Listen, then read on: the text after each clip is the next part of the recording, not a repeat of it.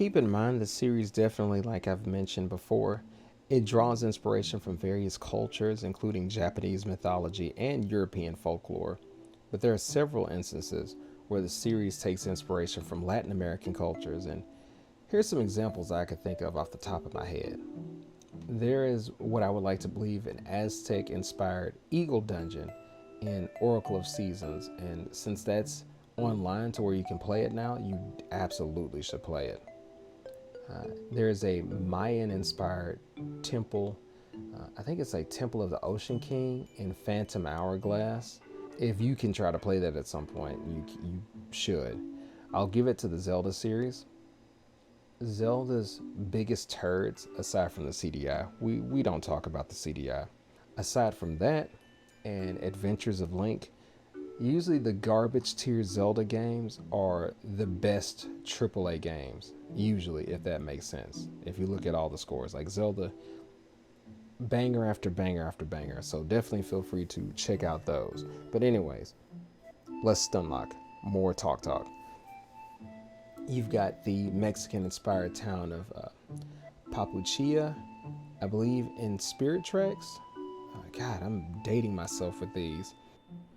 Then you've got in Skyward Sword, you have I believe, I could be wrong, but I believe you have an Inca-inspired sky temple in Skyward Sword. Then you've got in Majora's Mask, you've got the weird, and Majora's Mask is like a weird ass fever dream, and you should definitely play it. Yeah, play it online. It's in the Nintendo Online, which has gradually gotten better. But anyways, you should definitely play that. But it's a fever dream, I promise you. And then it's just like weird Day of the Dead, Cinco de Mayo dance. Anyways, check it out. But there's an inspiration from there. You've got the Zonai tribe, of course, from Breath of the Wild, which I would say takes inspiration from various Mesoamerican cultures. Definitely the Mayans and definitely the Aztecs, because the Zonai were supposed to be warriors. I don't believe the Mayans were warriors as much. They focused more on culture and technology, and the Aztecs they were more aggressive. And so, just in case you aren't familiar with the Mayans, the Aztecs, and the Inca, just to give you like a brief summary so you can kind of understand why they have such a good comparison with Breath of the Wild. The Mayans, or the Mayan civilization, was a Mesoamerican culture that flourished, or at least for the most part, between I think 2000 BC to 1500 AD, which is present-day Mexico, Belize, Honduras, El Salvador, Guatemala, just that general location. They were known for like their impressive architecture and mathematical achievements, as well as like their writing system. They did art. The art's pretty sick. And then their religious beliefs. One of my favorite gods, or granted, I think one of my favorite gods is Quetzalcoatl, and if I'm saying that right, but mainly because it was one of the Aeons or Guardian Forces from Final Fantasy VIII. I think that's like the main reason. But when I looked into it further, it got cooler. It's got a pretty interesting folklore and backstory to their religion. It's super cool. So if you get bored, feel free to check that out. But yeah, they were definitely known for all those different achievements. The Mayans, I think, were most famous for the calendar, which is more accurate to the Gregorian calendar that we all use today. The Aztec civilization is a Mesoamerican culture that existed between the 14th and the 16th centuries. And that was also in the area that was mostly around Mexico City. I think it's some other places too, but mostly Mexico City. They were known for their dickishness, sacrifices, and their military prowess. They wouldn't sit the fuck down, but they weren't to be trifled with. They also had very impressive architecture. And if you compare architectures between the Aztecs, the Mayans, and the Zonai, you can start to see a resounding resemblance.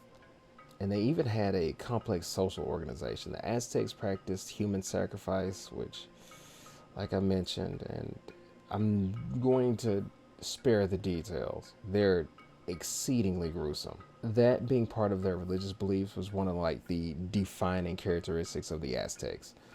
The Aztecs' aggressiveness I believe is the strongest inspiration for the barbarian armor that Link has in Breath of the Wild.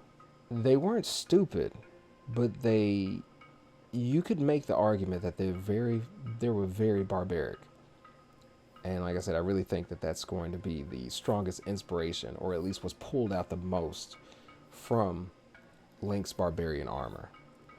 And not only that, too, you could say it's a nod to that barbarism of the Aztecs, because the way that the armor is designed as well, it also has your midsection, and it has a specific color pattern, both in the hair, or at least whatever hell comes out the back of Link's head with the barbarian armor helmet, and for the shorts part, or the skirt part, or whatever the hell that you want to call it, it looks awfully familiar to what Ganon wears when he's in his Ganon pig form, when he's standing on his hind legs, being the maximum dick that he is.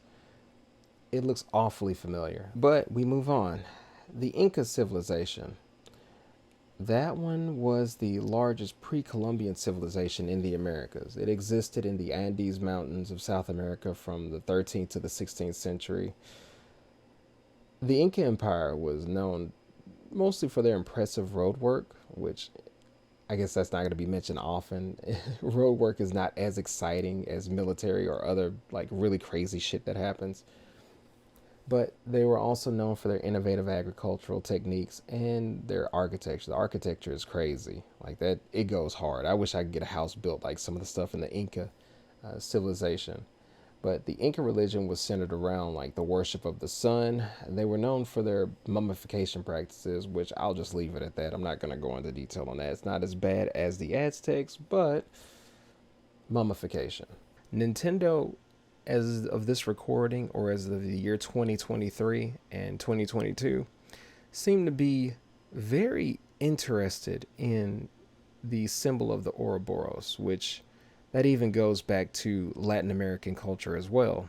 They have the Ouroboros in Splatoon 3. They have the Ouroboros in Xenoblade Chronicles 3. And now they're coming with the Ouroboros again in Legend of Zelda Tears of the Kingdom. They are really taking a liking to Mesoamerican culture. All of these have some similarities in terms of like geography and the time period. The Mayans, the Aztecs, the Incas, they were all still distinct, but you can tell just by looking at images from their cultures, whether it be the architecture and or like different set pieces and different materials from their times, that you can tell if you compare it to the Zonai, or at least what's left of the Zonai. So what would probably be the more interesting question for you is, what happened to them? Where did they go? Why don't we hear much about them anymore other than like history books? Well, the Mayan civilization, or at least to my knowledge, it didn't completely vanish, but it more so declined and then just disintegrated by time. Like when the Spanish arrived, it was already more or less kind of just on the way out, which is weird because it was there was so much potential in that culture. For it to just decline like that, it's so strange. Now, granted, anything could happen. It could have been a potential disease or something that we just don't know about. That people could have just decided to move and go their separate ways, or it could be a number of things. It probably was a number of things. Usually, Occam's razor is usually going to be the most boring answer. I don't think anything mystical or alien-like took them out. It was just a slow decline. It's like, I'm good, buddy. It's like, this was fun, but I'm good, which is a real shame. But yeah, it's not fully understood why it declined, but the likely factors could be environmental degradation, political instability, and just warfare, because I don't think they were the best at warfare. So that could easily be a factor, and they just kind of like bullies in a cafeteria. They just got pushed out of the way, basically, which is really sucks because they were very based. Anyways, the Aztec Empire, that was conquered by Spanish conquistadors, and they were led, the conquistadors that conquered them, I think it was led by Cortez in like the 1500s, probably like 1520, 1521, somewhere in that area. The conquest was I think it was aided by alliances too with like other indigenous groups too, because the Aztecs were major dicks. They were not nice people. Well, I'm not gonna say all of them were nice because that's not fair. That's statistically improbable. But god damn, just overall, they were just. I don't know if it was something in the drinking water. I don't know if they had. I don't know if they had that high school mentality. It's like, nah, you're not gonna trifle with me. Like this is I run this shit. So I don't know if it's that. I don't know what their deal was where they were so fucking aggressive. But goddamn. Uh, but yeah, they just made too many enemies. So any other local indigenous populations, even though the conquistadors were dicks as well, but you know, the enemy of my enemy is my friend until that friend is no longer a friend, even if they weren't a friend to begin with. I don't know that. So that's what happened with that. And then of course the Europeans, they gave that good old, they dust cropped them with some nice diseases, and the Aztecs had no immunity to it. And that also contributed to the fall. Conquest led to the collapse of the Aztec society and, well, destruction of many of their cultural artifacts and practices. I don't feel too bad for them. I'm kind of hesitant while I'm talking. Like I should feel bad for them based on what happened, but I feel bad for the ones that weren't dicks. And, you know, environmental. There could be environmental factors that made them as aggressive as they were and mean to other people, but that's what happened to them for the most part, and we move on. And again, not being mean to the Aztecs that were probably good or didn't do anything fucked up, but it's just, you just made too many enemies, man. I don't know what to tell you, Aztecs. I feel for you. All right, it's unlocked. We're moving on. The Inca Empire. That was conquered also by Spanish conquistadors. Baby, conquistadors be wildin'. Anyways, that was led by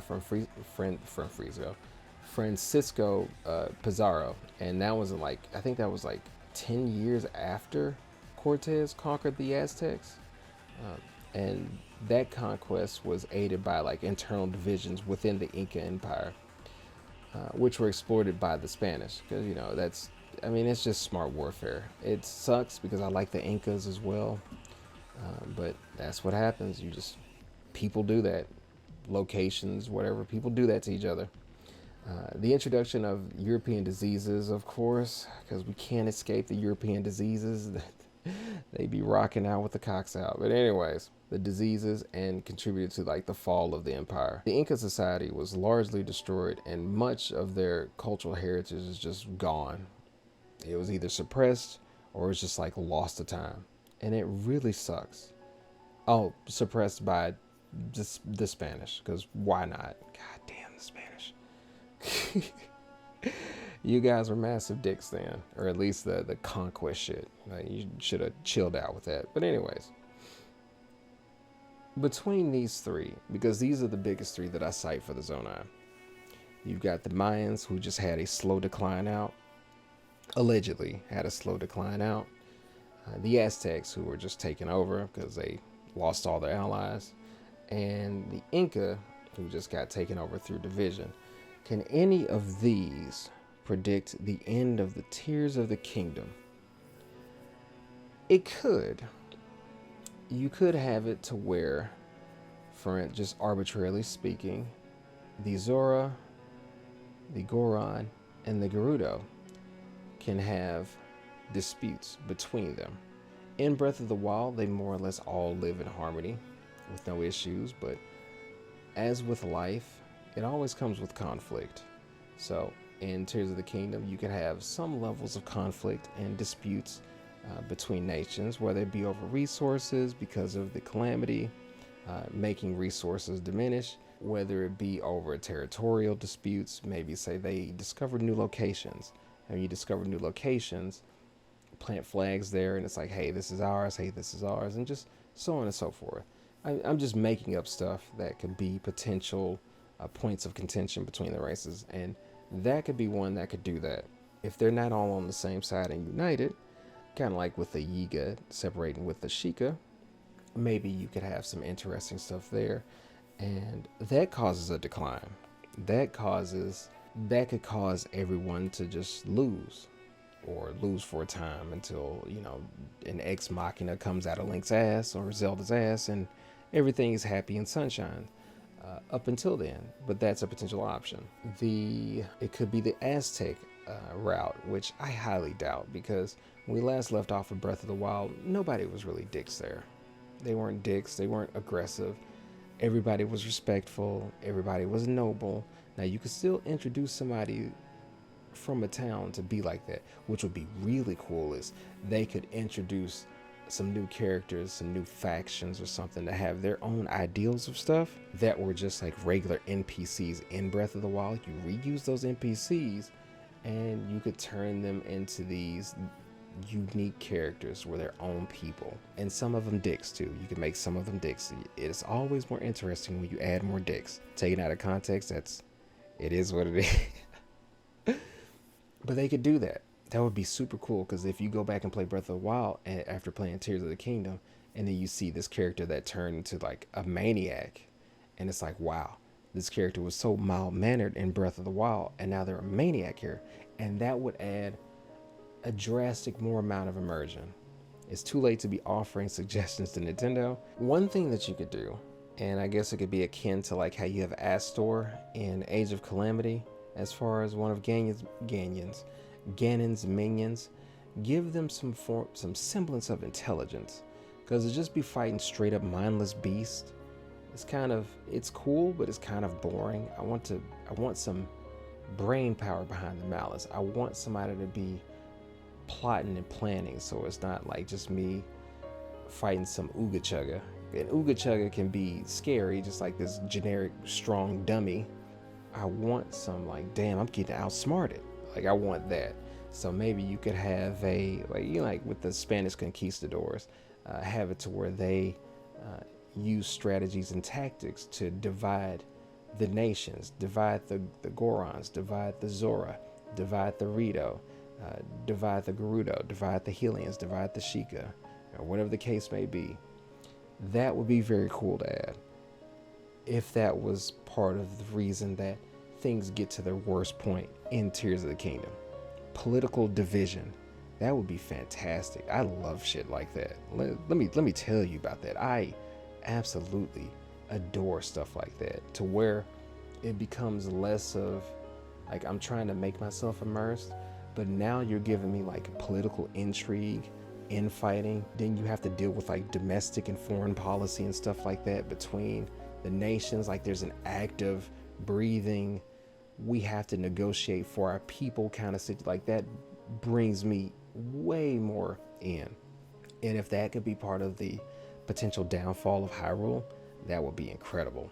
Shit is going to the fan, and the relationships are souring so bad for whatever reason. Hell, you could even come up with a reason like somebody accidentally like killed somebody else. It was a complete accident, but it was like a high up figure or something, and it just makes it worse, and there's just like no understanding. Kind of like that the one Zora that does not like you at all in the beginning of Breath of the Wild, because Mipha died, something like that. And then just have that amongst some of the races. That makes it infinitely more interesting to me.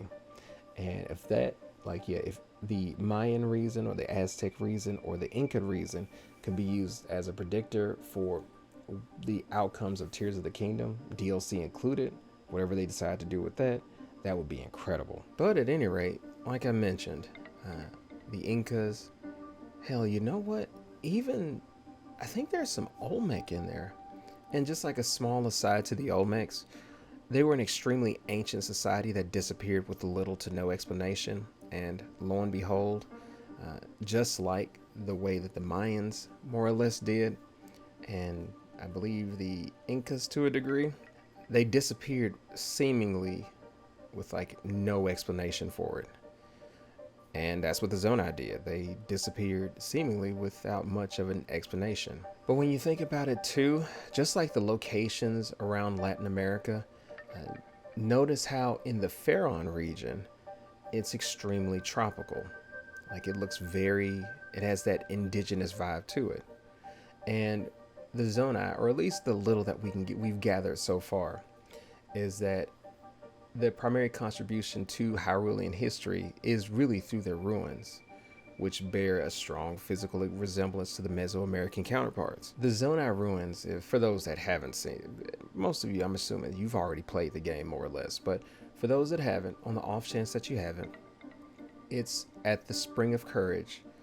That resembles, to me, it has a pretty decent resemblance to Quetzalcoatl, who I've mentioned earlier. The Zonai labyrinths, because I almost forgot about the labyrinths. The labyrinths resemble the engravings found in Aztec and Mayan cultures. Now, granted, Hyrule has different locations that have little offering-looking sections where there'll be a statue of a figure, and then there's a little bowl where you can drop something in to get something, whether it be, I know Koroks have been a part of that too, but I think you may get like a little chest or something. It's been a long time since I played Breath of the Wild, but I do remember that. The Zonai region, or the Faron region, has some of these too. So you can make the comparison that has like an offering to the gods kind of thing, which a lot of religions do this, so it's not necessarily too far off. And I believe that there is a great lake that is in that Faron region, which that actually reminds me of Lake Texcoco. Is it Texcoco? I think, however you say that, where the Aztecs built their floating capital city, more or less. But it's pretty wild to me, just like the comparison between the two. Like, it's obvious that the inspiration came from there, but it's super fascinating. And I can't remember if I said it or not, because it's definitely going to be, like, it's almost assured. And I haven't looked at the art book leak or whatever the case may be, but it's almost assured that the Zonai were extremely advanced. And considering the fact that the Aztec and the Mayans were so advanced, even without the influence of Spanish and European like meddling, but the fact that they were so advanced for their time and without that influence, and then the Zonai are extremely advanced. And I'm not entirely sure if there's Sheikah influence there, because the timeline is so screwy with Tears of the Kingdom. Before we know where to place it at the timeline, I'm not sure if the chicken came before the egg, or the egg came before the chicken in this. Did the Zonai get technology from the Sheikah? Did the Sheikah get technology from the Zonai? Or was it intermixed between the two? I'm not sure which one took more technology from the other, or whatever the case may be, but it's super fascinating. I think in some of the shrines in that region too, you can see like, it's like an astrology look within the shrines, like as far as like constellations. And the Aztecs I think the Aztecs and the Mayans were both really big into astrology as well, especially with how we use the Gregorian calendar now, like I mentioned before. But it's either within the shrines themselves or the labyrinths. I really should have looked back at the Zonai labyrinth as far as any additional references to like Mesoamerican culture in and of itself. But overall, there's a clear, distinct influence and inspiration regarding the Aztecs, regarding the Mayans, regarding the Inca, even the Olmecs, which I don't think there is the biggest reference for the Olmecs, but who knows, people, of what's going to happen at Tears of the Kingdom. I guess we don't know. But that's not the only inspiration, I like to believe, for The Legend of Zelda that we can draw from to try to figure out what's probably going to happen at the end of Tears of the Kingdom. If you would like to learn more, definitely feel free to hit that subscribe button. Likes are definitely welcome, as well as comments. Thanks is always appreciated. Feel free to let me know down in the comment section, and if you want more, I've got a nice little lovely video right here. Catch you later.